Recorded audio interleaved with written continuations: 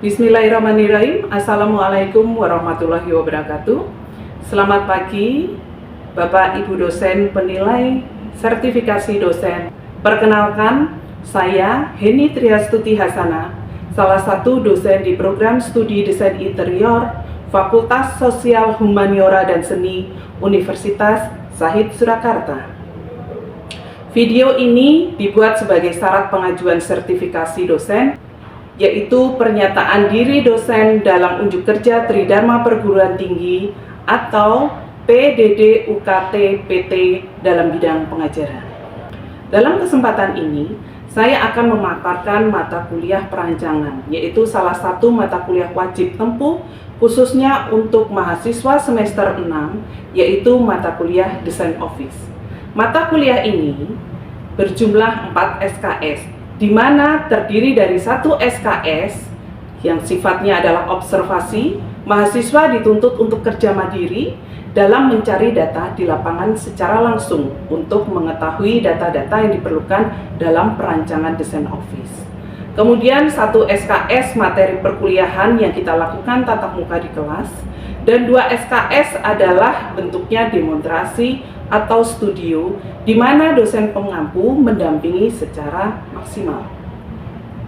Deskripsi mata kuliah Desain Office yaitu memberikan kemampuan untuk memecahkan problem desain interior dengan tingkat kompleksitas sedang menyangkut aspek kebutuhan kelompok masyarakat tertentu atau pengembangan citra suatu lembaga, sistem organisasi dan pemakainya melalui perancangan interior fasilitas umum.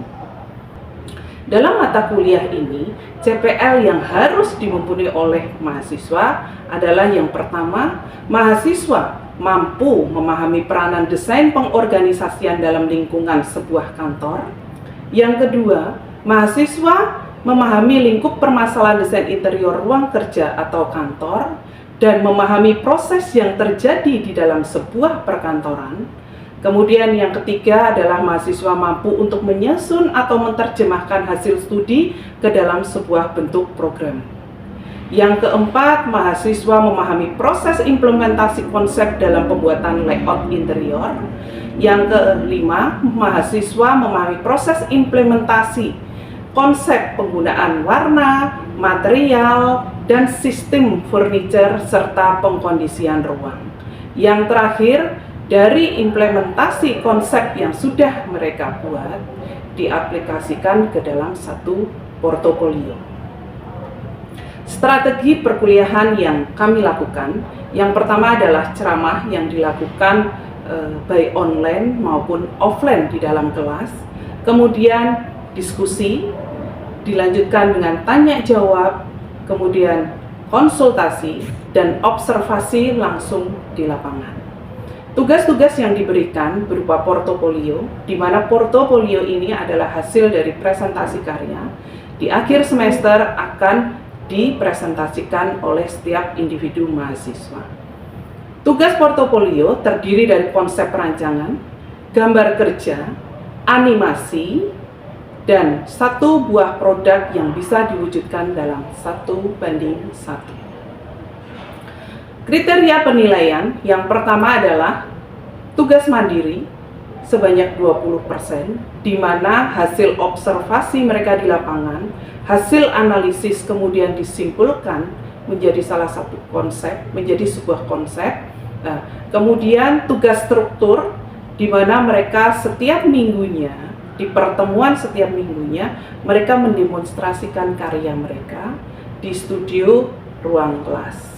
Kemudian presensi 20%, keaktifan kelas sebanyak 20%. Demikian deskripsi mata kuliah yang bisa saya sampaikan. Selanjutnya saya akan memperlihatkan bagaimana pengajaran tatap muka di kelas untuk mata kuliah Desain Office. Terima kasih. Oke, selamat pagi semua. Sehat semua? Sehat.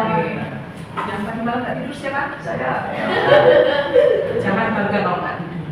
Kalau hanya nggak tidur, saya juga udah pernah mengalami seperti itu. Jadi untuk menjadi seorang desainer yang hebat harus siap ganti. Oke? Di pertemuan kita hari ini akan melanjutkan pertemuan minggu yang lalu. Sekarang saya tanya, Siapa yang tahu pertemuan minggu lalu membahas tentang apa? Mas Intan? Bagaimana menganalisa permasalahan ruang dan kebutuhan ruang yang akan kita cari. Oke, sekarang saya ingin tanya, analisis apa saja yang sudah kalian peroleh di lapangan? Mulai dari kegiatan dari awal buka sampai tutup, entah itu si customer maupun si penjaga, dan permasalahan ruang serta kebutuhan apa saja yang bisa kita sediakan untuk memfasilitasi dari kekurangan tempat tersebut. Oke, jadi permasalahan-permasalahan yang ada di sana, kemudian kalian analisis sehingga nanti dalam perancangan kalian sudah tahu seperti apa perancangan yang akan kalian buat sesuai dengan kebutuhan. Oke, baik sekali. Dari sekian mahasiswa, siapa yang belum melakukan analisis? Hari ini semua sudah membawa hasil analisis. Siapa yang belum?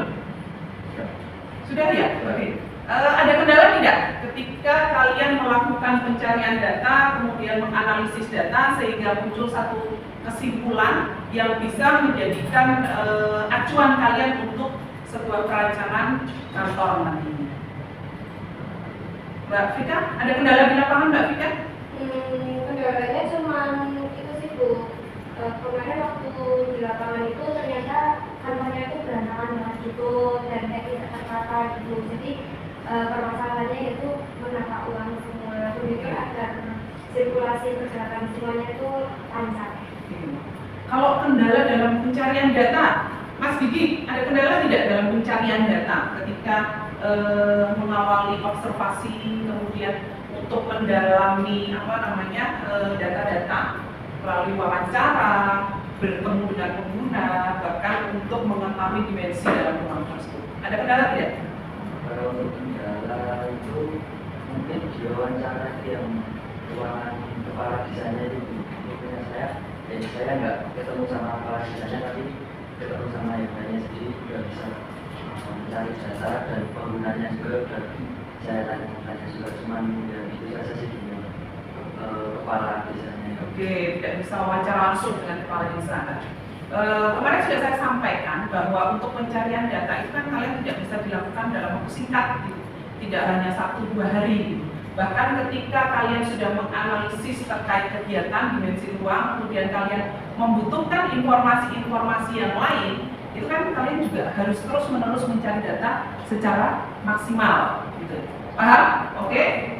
Sebelum nanti kita melakukan presentasi dari beberapa hasil analisis agar kalian mempunyai gambaran tugas untuk UTS selanjutnya seperti apa, nanti kita akan adakan presentasi dari mahasiswa. Tapi sebelumnya saya akan menjelaskan setelah kesimpulan itu dihasilkan, kalian masuk atau mentransformasi dari hasil kesimpulan tersebut ke dalam sebuah desain rancangan. Rancangan yang pertama adalah bagaimana kalian menampilkan denah layout yang asli. Setelah kalian menganalisis dimensinya, ukuran, fungsi ruang, sesuai dengan aktivitas dan kebutuhan pengguna, kemudian kalian rancang dengan rancangan yang baru sesuai dengan kebutuhan yang ada. Karena dengan memfasilitasi kebutuhan, otomatis kalian memecahkan masalah yang ada di sana. Masuk ke dalam gambar kerja, diawali dengan sebuah denah layout. Setelah denah layout, kalian masuk ke dalam sebuah rencana setiap ruang di mana terdapat elemen pembentuk ruang, dinding, ceiling, dan lantai. Kemudian elemen pengisinya yaitu furniture, baik itu meja, kursi, storage, kemudian elemen estetika lain yang juga berfungsi sebagai informasi. Tidak lupa sebagai corporate identity-nya yaitu logo. Identitas sebuah kantor itu penting. Karena dari situ akan terlihat jelas bahwa kantor itu mempunyai identitas yang jelas, logonya, di mana diletakkan. Ketika pertama kali orang datang, konsumen datang, dia bisa langsung melihat identitas dari sebuah kantor. Penggunaan material itu penting. Kalian sudah mendapatkan materi, pengetahuan dan pengolahan bahan. Gunakan teori-teori yang sudah didapat. Kemudian bentuk Bagaimana membuat bentuk sesuai dengan konsep yang kalian pilih, sesuai dengan tema yang kalian gunakan.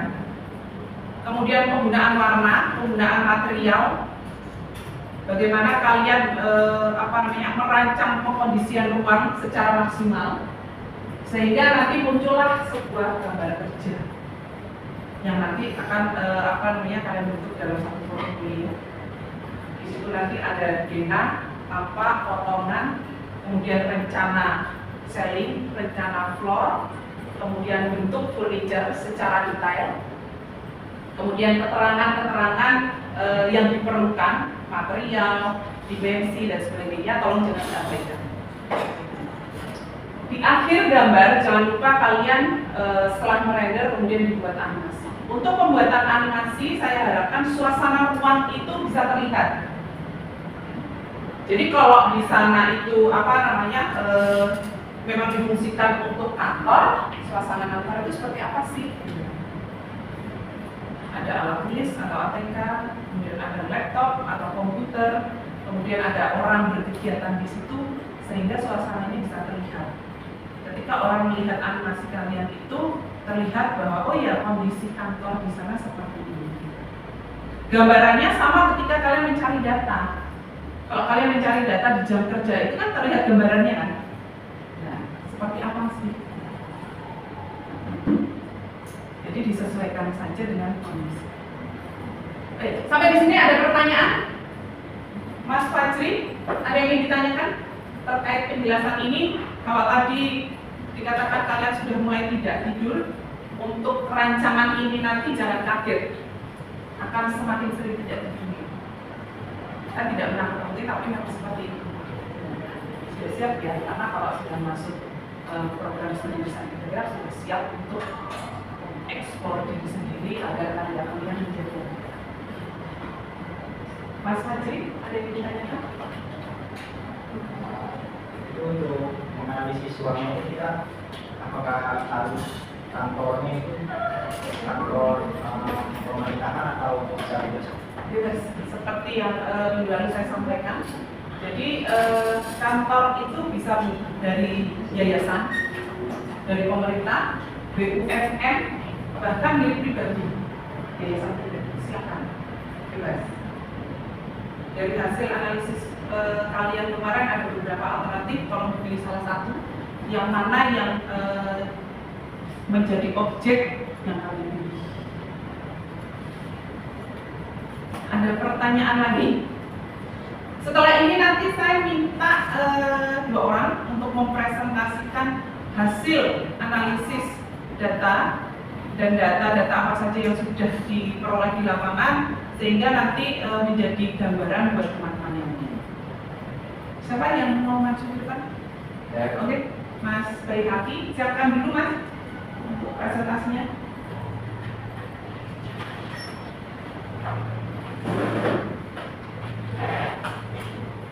Yang lain tolong diperhatikan, kalau nanti ada pertanyaan silakan ditanyakan. Selamat siang, Assalamualaikum warahmatullahi wabarakatuh. Waalaikumsalam. Saya sih mau menjelaskan terkait profil kantor yang saya analisis. Kantor ini dari sebuah perusahaan mengelola logam, CV sebenarnya, namanya Sumber Hidup. CV Sumber Hidup adalah suatu badan perusahaan mengelola logam, pengadaan logam, rekreasi logam dan lain-lain. Ini beralamat di Desa Bakalan, Kecamatan Ceper, Kabupaten Klaten, Jawa Tengah. Terus pertama ada data kantor, profilnya. 1. Kantor ini berfungsi untuk menerima tamu atau klien, terus rapat dengan klien, rapat dengan sama pekerja dari atasan ke bawahan, terus ada pengelolaan perusahaan, terus ada diskusi pekerja juga. Pengguna dari kantor ini yang paling utama adalah owner, karena memang ini kantor owner bukan terpisah dengan kantor administrasi. Jadi memang pure kantor owner. Di sini penggunanya ada owner juga, terus klien, karyawan. Terus pertemuan, keterangan Karena kegiatannya ada pertemuan dengan klien, diskusi perusahaan, pengelolaan data perusahaan, makan dan minum. Terus data ownernya adalah kelamin laki-laki, umur 46, jabatannya owner perusahaan.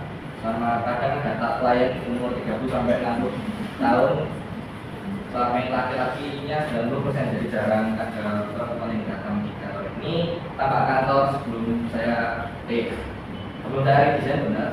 Yang pertama saya analisis, jadi ada kayak rumah ya. Memang sebenarnya sebelumnya rumah, cuman karena udah tidak terpakai terus akhirnya jadi kantor sebuah perusahaan.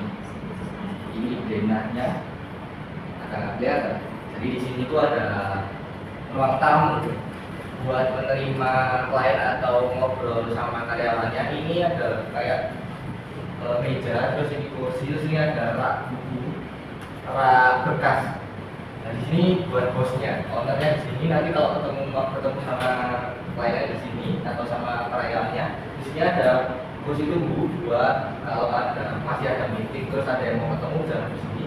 Ini pintu masuknya, entrance utamanya, terus di sini ada pintu garasi buat si bosnya. Sini jamnya ini ada area publik, area privat sama area privat. Kita masuk ke dengan butuh ruang, pertama ada dinding, menggunakan batu-bata biasa dengan ini singkat, menang mudah. Kita ada jahit menggunakan plafon gipsum, ini singkat, putih dan biru. Terus lantainya menggunakan keramik ukuran 40 x 40 berwarna putih. Dalam main fungsi ruang ada satu sofa set beserta mejanya buat tamu. Di sini ada tadi meja, kursi kantor, ada rak berkas, kursi printer dan lain-lain. Ini ada tadi kursi tunggunya.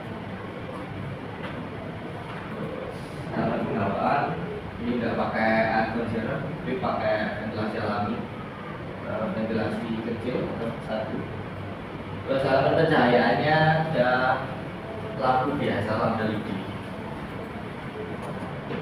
Terus temuan masalah yang saya temukan sendiri, bukan sama ownernya, belum bicara sama ownernya.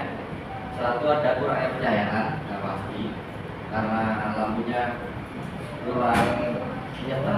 Terus ada sirkulasi udara kurang lancar, karena ruangan agak lebar, cuman ventilasinya nggak pas keluar. Terus ada pemilihan penempatan kursi yang kurang tepat. Jadi di ruang buat menerima tamunya mah di belakang, bosnya mah di depan, jadi kurang privasi.